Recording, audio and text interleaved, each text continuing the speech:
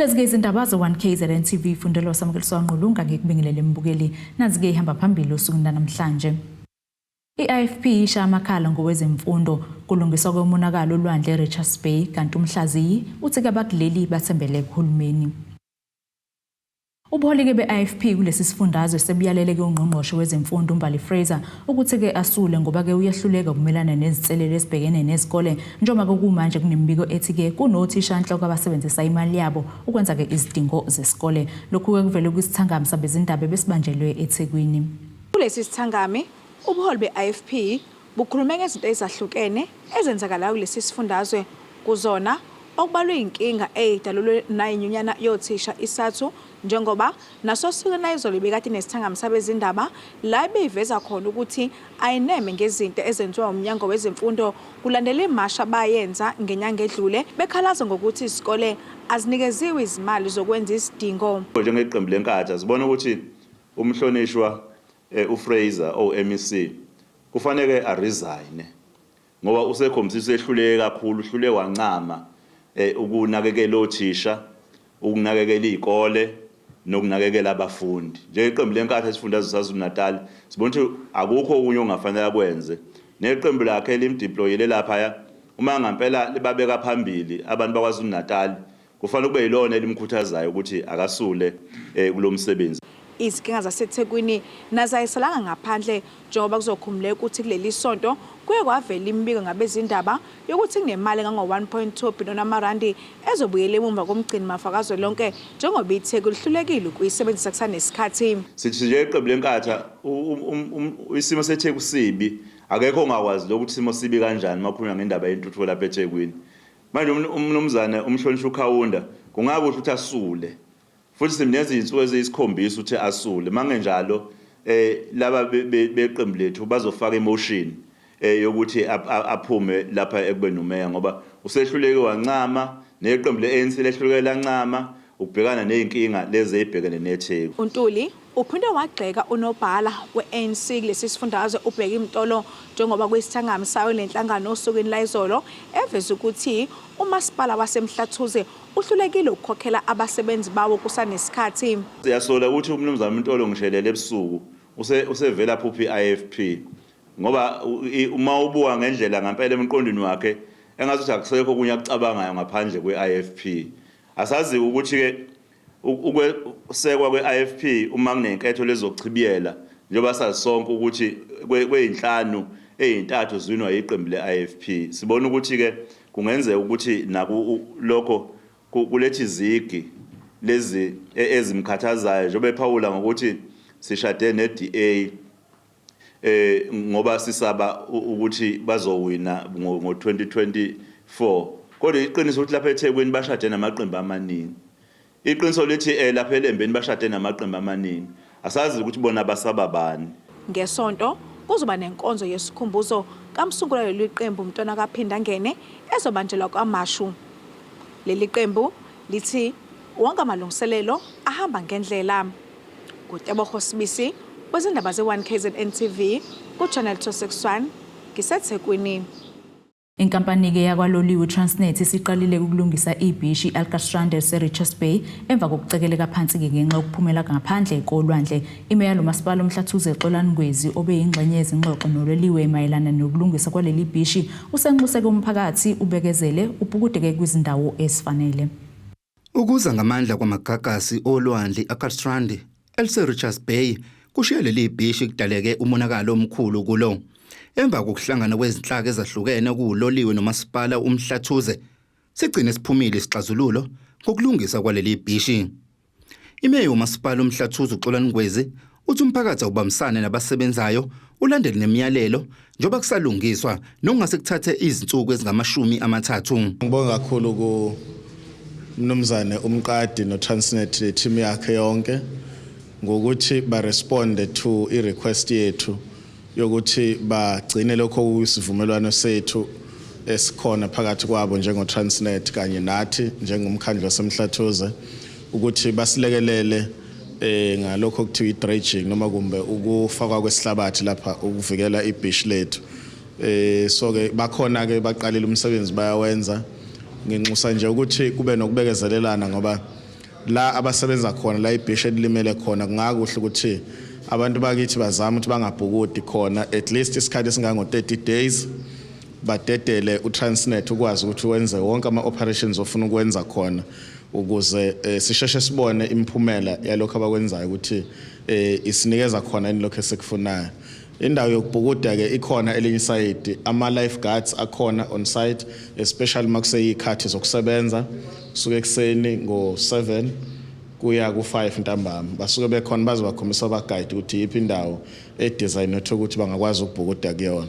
Nxusa-ke ukuthi abantu babe very responsible ngoba asifuni ukuthi impilo zabantu zilahleke ngenxa yokungayinakekeli bona uqobo. uNgwezi uphinde waphawula ngokubaluleka kokuthi ingqalasizinda leli dolobha ibe sezingeni ngaso sonke isikhathi njengoba kungelinye elihamba phambili ekuletheni umnotho walesifundazwe njengoba lilandela endaweni yesibili kwiTheku. Njengedolobha sizuza kakhulu ikakhulukazi emkhakheni wezokuvakasha.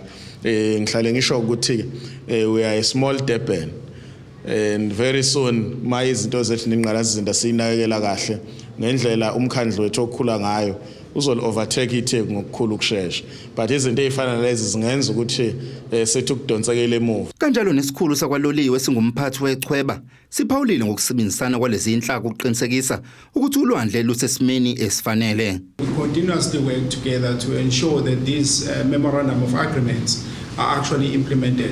The plans are always there, the plans are executed. I think the manner in which the climate change is actually really challenges and how we respond to that is been one of the biggest parts. And without really repeating those points, I think climate change is one of the key things. Going forward is one of the strengthening those memorandum of agreement and memorandum of understanding to ensure that we execute on those plans. Kuzokhumuleka ukuthi njengamanje sekusondela isikhathi samaholide okuphela konyaka nalapha abantu bebonakala bethutheleka emabhishi. Ezindabeni ze-1 TV kubika uThabani Maphumulo eRichards Bay. Ukhwele wadilika kwizakhamuzi zaseNingizimu Afrika uDokotela Zakhele Shamase ongumhlaziyi wezepolitiki ozimele ngokungakwazi-ke kwazo ukuzimela zihlaleke zithembele kuhulumeni. Uthi-ke umtengantenga kwesimo somnotho kuleli kungenxa yokusonga izandla kwabantu okugcina-ke sekwandisa izibonelelo zikahulumeni. UShamase usho kanje kulandela inkulumo kaNgqongqoshe wezezimali u-Enoch Godongwane lapho-ke edalule khona ukuthi-ke iNingizimu Afrika ibhekene nenkinga yokuphelelwa imali. Ngemuva kwenkulumo kaNgqongqoshe wezezimali kulelo Enoch Godongwane lapho kedalule khona ukuthi iNingizimu Afrika isilengeleweni kwezezimali, umhlaziyi wezepolitiki ozimele uDokotela Zakhele Shamase uthi ke leso simo sidalwa ke ukusonga izandla kwabantu bakuleli. Izinkinga esinayo njengamanje esilidela kukho konke lokho izwe lethu liyizwe elinabantu abathembele kuhulumeni noma kufika ikhukhula abantu bakhala ngohulumeni uthi akazosiza noma kwenzakalane bakhala ngohulumeni ama social grants ezeqolo noma sengikhuluma into ezangixabanisa nabantu ezamaqolo abantu manje sebezala ngendlela ukuthi benze indlela ukuthi bathole imali nyanga zonke kuhulumeni imali yeqolo hayi ngoba nakho unesidingo sokuthi umuntu abe nengane kodwa lokho amaqiniso angafuni ukukhulunywa lona abantu abanxapha uma ukhuluma ngawo kodwa amaqiniso asobala adalwa uye futhi uhulumeni wethu ekubeni fanele ngabe uhulumeni udala amathuba ukuthi abantu bazimele bakhe amathuba omsebenzi babe ama-employers and generators of jobs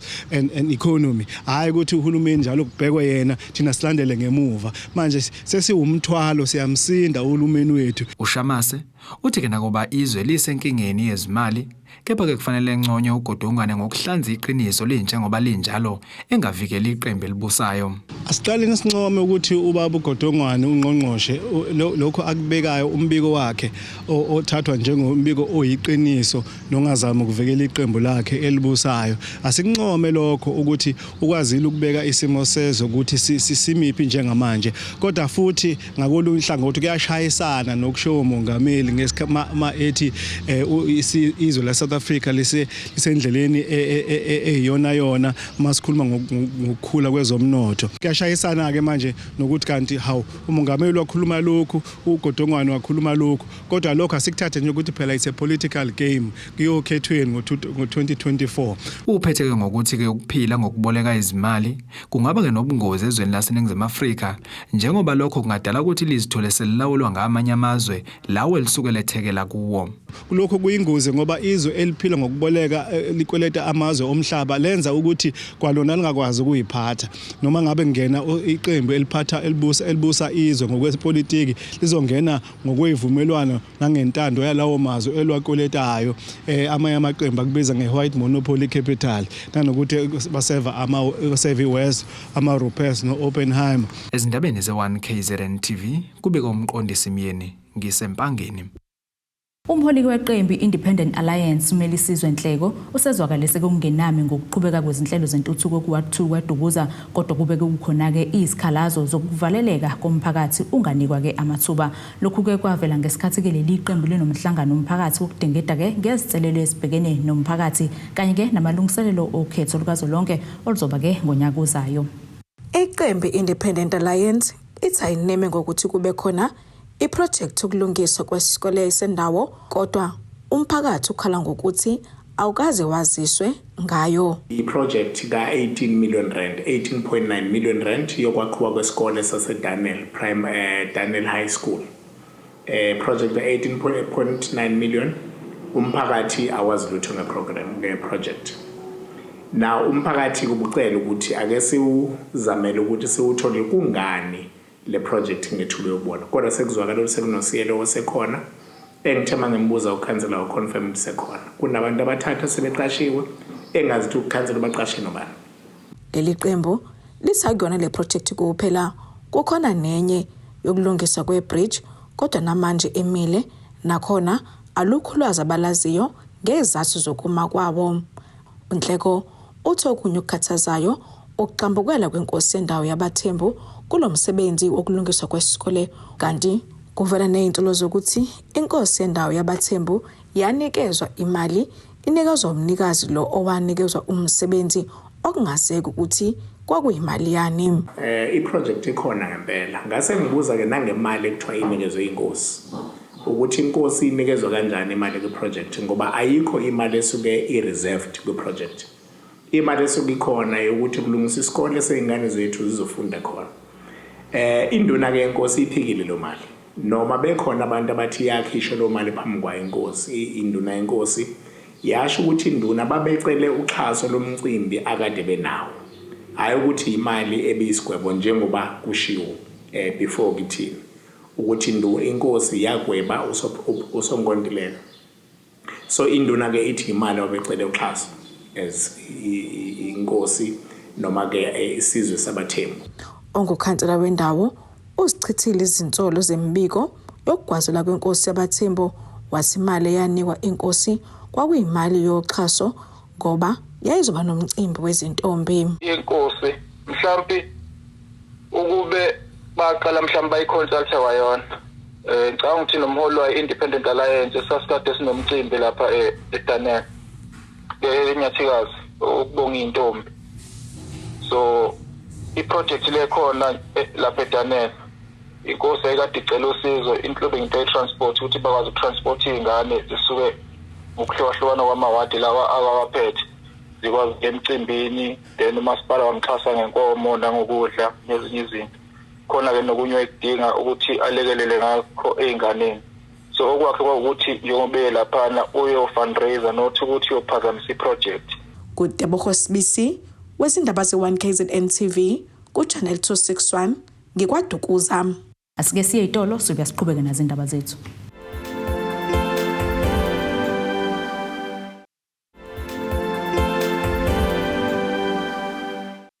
Asikwamukele mbukeli usabukela indaba ze-1KZN TV nazi-ke ekuyizona ehamba phambili. I-IFP Ishaya Amakhala Ngowezemfundo kulungiswa kwemonakalo Olwendle Erichards kanti umhlaziyi uthi abakuleli bathembele kuhulumeni. Inzima impilo kumalungu omphakathi abahlala ke kolindele endaweni yakadabeke eThekwini ngenxa ke isimo sezindlu abahlala kuzo esingagwinyisa amathe. Uwendikeswa oneminyaka engama-80 uthi ke inzima impilo lapha njengoba ke ehlala nabazukulu abakhubazekile kanti ke isimo sendawo siyingozi kubo. Uthi ke okubuhlungu izindlu abahlala kuzo zilenga emoyeni ngenxa yokuhamba kwenhlabathi okwenzeka kakhulu uma linetha. Sinzima isimo kumalungu omphakathi ahlala kolindela kwadabeka osekuphela iminyaka 14 babekwa lapha Isaguga ezingabanye babahlala lapha sizikhalela ngesimo senhlalo esinzima ngenxa yezindlu eingawa noma inini. Umuntu usehlezi nje ngoba eqakekile, hayi ngoba kumnandi. Yabo. Sihlezi ngoba siqakekile, ngoba kade safika.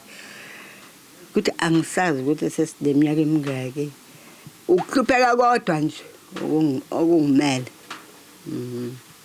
Ukuhlupheka. Ngoba indawo okuhlala endaweni enje nathi nezimvula ezibuye zine ungazi noma seniyemfuleni nezimvula yonke lento yabo nothayile la babulile kwathiwa sifakele othayile babengcono baqala basifakele othayile ababole ngempela ke kamva basifakele othayile into engaqedanga yisho unyaka yayisibolile yabo. Ngifisa ukuthola indawo ngihambe la ngoba phela manje ayikho ngiyagula ngala ngikwazi nahamba ngiyankiya nje ngenkanankana into ongayazi. Izikhukhula ezihlaselele isifundazwe izikhawu eziningi zishiye ukukhalwa lapha njengoba iningi lalahlekelwa impahla ngesikhathi kugugeleka eminye yemizi njengoba izimvula zilokhu ziqhubeke njalo nokuyidliva kwaZulu-Natal laba bayaphoqeleka ukulala bemile kwazise iningi lezindlu zisemoyeni. Laba batshela iziko lezindaba ukuthi ke bafike kule ndawo bengamawadi ehlukene kane ngokuhamba kwesikhathi abanye bathathwe amakhansela abo esebafudukisela lapho ebakhele khona bathi ke bazizwa belahliwe. Ishe endlini ngisaba ngisho ukuhamba endlini njengoba kunje endlini kucrackile endlini ngaphaka ifoundation yakho necrackile slab angisahambi ke la umata nguthenga umata kwamanye ngimosha imali mangithenga amawindi engikwazi ukuwathenga ngoba kuyafana ngithenga amawindi izofohloka futhi la melina nje funa uvuka uhlala ngezinqa ngoba le nto awazi ndiyohlephuka nini silephu lesi bathina siyasaba manje. Akwazi ukuthi from 2009 up until today sisahleli la izindlu zethu zingena amanzi njengoba nibona kunje nathi asazi ukuthi kufanele senze njani. iWard 22 ezinye zeyilephu njengalesi esila esumakhelwane 1 bathathwa yikhansela labo labasa selibakhele phezulu eWard 22 eMhlabunzima layo bafake izitezi thina sasala la njengoba silokhu safika futhi ke abasemhlabunzima laba base Ward 22 babeceleliwe thina sabebesiveli besificesila baphinda futhi bahamba qala kunathi bashiya khona la and sesikhathele ukuhlala la into yesifunayo sifuna ukuhamba okuwesi siqanjelwa amanga kuthiwa sayanqaba ukuya koKhonopia ake kuvele oyedwa ozositshethi khono wasayina ephepheni ukuthi asiye Khonopia. Lo masipala uthi ke laba bazosuswa uma kuphothulwa ukuthuthukiswa kwendawo okuhlongoziwe baveze izigaba okusamele zenzeke kanye nezikhathi okulindeleke kwenzeke ngazo kanti bathi ke bayaxhumana nomphakathi ngalokhu. Ezindabeni ze-1 KZN TV kube kuntombi khona Mvubu eThekwini. Uhlalo wesalka kulesi sifundazwe uThamentuli uthi ke njengomasipala iyakhathaza indaba yokuthi kube namalahle aphuma ke kunsuku zonke kodwa ke engabasizi ngalutho ngenkinga kagesi. uNtuli kusho lokho ngesikhathi kinengqungquthele ebihlelwe yinhlangano obeke udingida ngayo ke ngezinkinga zikagesi.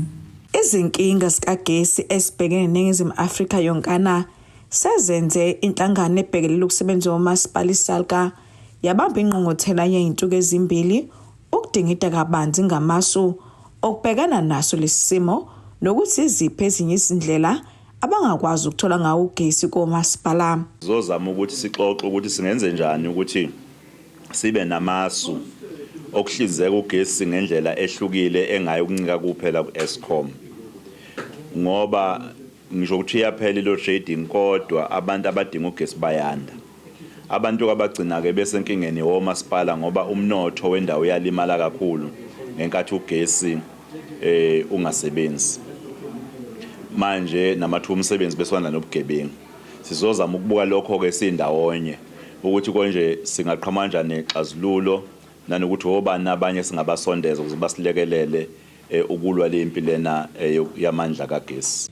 uNtuli uthi kumele libheke kabanzi nenhlangano iNERSA njengoba kuyiyona ebhekelela ukunyuswa kwamanani kagesi okugcina kwenza nemphakathi ithola kanzima ngenxa yokuthi asemba eqolo. Sikhala ngakho ukuthi uNERSA ngenkathi ucubungula indleko zokusupply ugesi kusuke kufanele mhlawumbe udaba le inqumo lokuthatha isinqumo sokuthi uEskom ugenerate ugesi ngodiesel nezinye nje inqumo zokungasebenzisi lokhu ongadatha indleko engabibikho phezulu bayibuke ngempela ngoba bagcina abantu sebekhokhela indleko zika diesel obizayo senzo Eskom sibe sinamalahle asiwabone ephuma mihla namalanga la esiwa kwamanye amazwe nakhona singazi ukuthi obani abazuzayo ngalokho nanendlela nje amalahle athwala ngayo ukuthi akusoza ama truck haya itimela obani abazuzayo ngalawo ma truck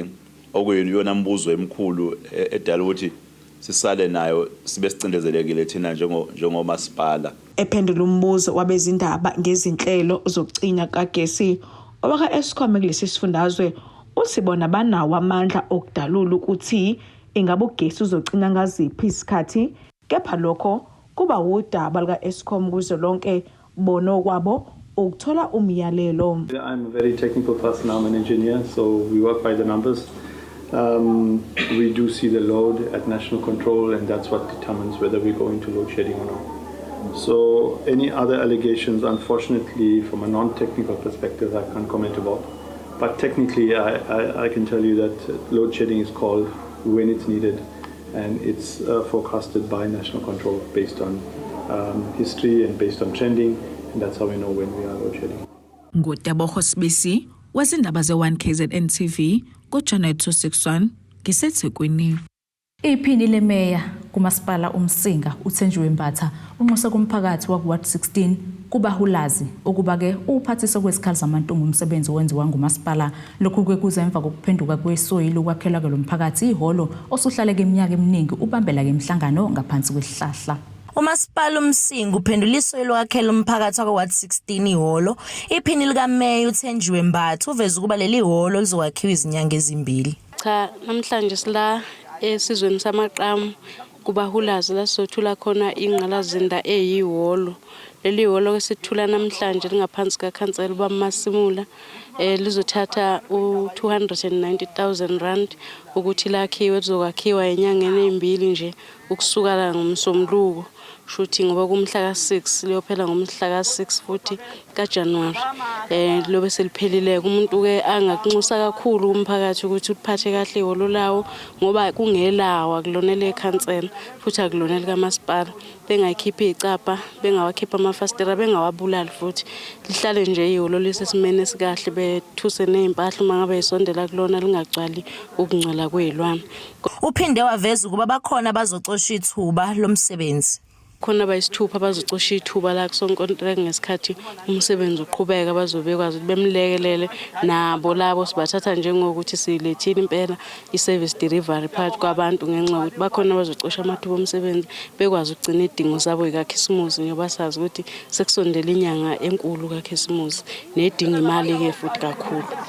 Kanti ilunga lomphakathi lidlulisa ukubonga njengoba lokhu kuzonciphisa izinkinga zabo. Ake ngiphakamise nje ukubonga uward committee nekhansela ubaba ubangela oMasimula ukuba balithole leli thuba lokuthi bazosisiza ukuzohlaba isoyi leli ihholo njengalokhu ke besiveli sinengxaki ethi mhlambe udinga ukuthi kube nemlindelo kufuna ukukhandwa amathende mhlambe manje sekukuhle ngoba sesizokwazi ukuthi noma kunemlindelo yenkonzo siyangena ehholo mhlambe kunengoma siyangena ehholo konke sesikwenzela nje ehholo imhlangano nasinemhlangano asizohlala phansi kwehlahla sesizoba nendawo yethu nje ephephile nesivikelayo emvuleni naselangeni lapho ngithi siwumphakathi wabahulazi siphakamisa okukhulu ukubonga sicela nje ukuthi siliphathe kahle nathi sikwazi ukuliqaphela siligade ukuthi lingabi nokumosheka kungabi bikho ababulala amafestera kungabikho ababulala iminyango kube nje indawo yethu nathi esithi sigadile. Thobeka Dladla ezindabeni ze1KZN TV eMsinga. Asiphinde futhi iseyitolo sobuya siqhubeke nazo indaba zethu.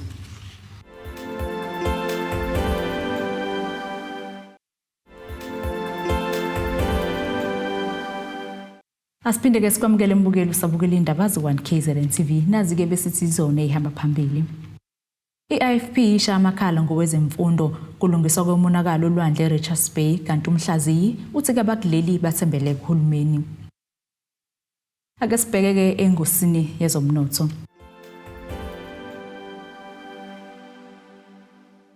Izimakethe ke zivale irandi lu-18.37 maqhathaniswa nedola laseMelika libo 22.43 maqhathaniswa nopondo waseBrithani libo 22.43 maqhathaniswa ne-euro lase-Europe igolide lona $1,987.16 ounce olongahluziwe wona u$86.85 umphongolo.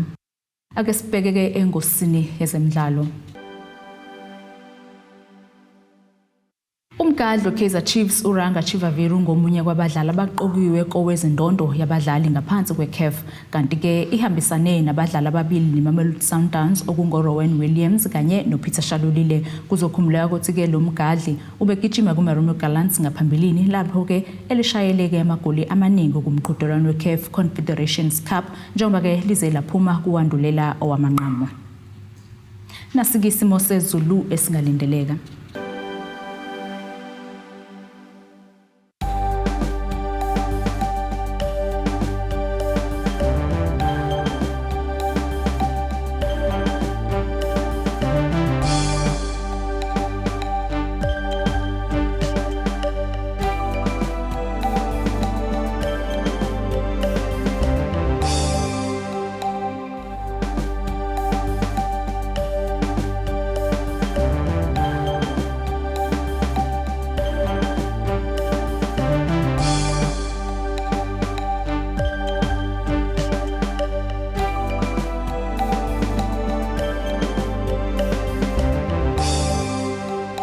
Bukelike siyaguqa bese kuphathele zona usuku namhlanje mina nawe ke sesiyohlangana futhi masiphinde sihlangana nisale kahle.